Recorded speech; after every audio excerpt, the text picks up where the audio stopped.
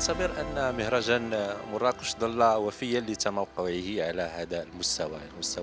المسابقة الرسمية، وكما هو معروف يعني في السنوات الأخيرة أو الدورات الأخيرة تموقع يختار أفلام أولى أو ثانية لمخرجيها. يعني وهذا تموقع خاص يعني حتى بالنسبة كتيمة. هذا هناك أفلام التي متخصصة في الأفلام الأولى مهرجانات، ولكن هذا التموقع يعني أفلام أولى ثانية له ميزات كخصوصية للمهرجان، لأنه يعتبر نوعا من المراهنة على اكتشاف أصوات جديدة، المراهنة على كتابات خاصة، لأن غالبا ما المخرجين يجازفون كثيرا، لا يحسبون كثيرا في أفلامهم الأولى. أنا أعتبر هذا رد على نوع من النقاش كان يتكرر كل دورة: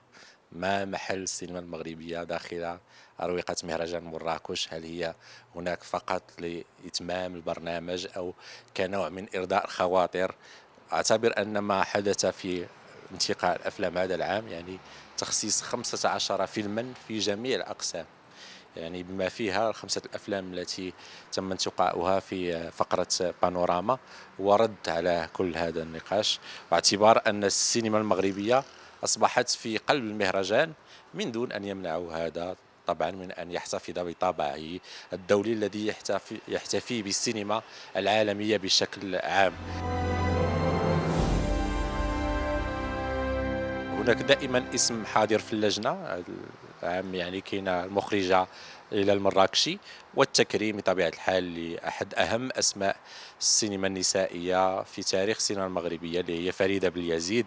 واسم فريدة باليزيد يتحدث عنها سواء من خلال الأفلام التي ساهمت في كتابة السيناريو، يعني أعتبر أن مسارها يعكس مسار السينما المغربية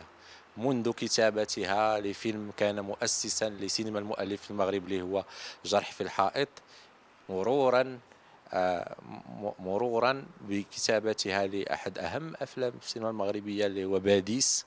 يعني استمرارية لهذا خيط سينما المؤلف لتصل لكتابة البحث عن زوج امرأتي لنفس المخرج الذي يعتبر علامة فارقة في تاريخ السينما المغربية. وهي إحدى السمات المميزة أيضا لمهرجان مراكش، وأنه كل مرة يحرص على أن يكون يعني نجوم من الصف الأول سواء ممثلين أو مخرجين يكونوا يعطوا ليس نوعا من الدرس الكلاسيكي، ولكن كما يسمى حوار مع. أعتبر أن هذه الخصوصية تترجم حرص المهرجان على أن يكون من جهة كما قلنا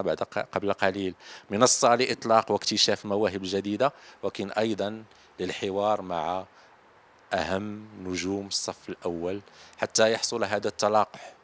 بين الجيل المجربين والجيل من طبعوا السينما العالمية والجيل الجديد ممن يتوقون إلى إنجاز أفلام مجددة، وأن يكونوا نوعا ما يعني في يوم ما ربما مثل هؤلاء ويأتوا ليعطيونا دروس في السينما في مراكش.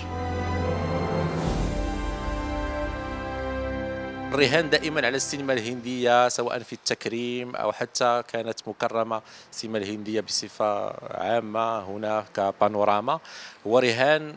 يلبي شيئا ما احتياجات الجمهور. نعرف شغف المراكشيين بالسينما الهندية بالخصوص، وشغف المغاربة بصفة عامة بالنجوم الهندية، باعتبار السينما الهندية سينما جماهيرية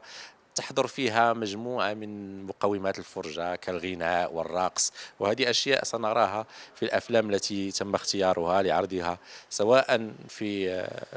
ساحة جامع الفنا أو حتى هنا في قاعات قصر المؤتمرات.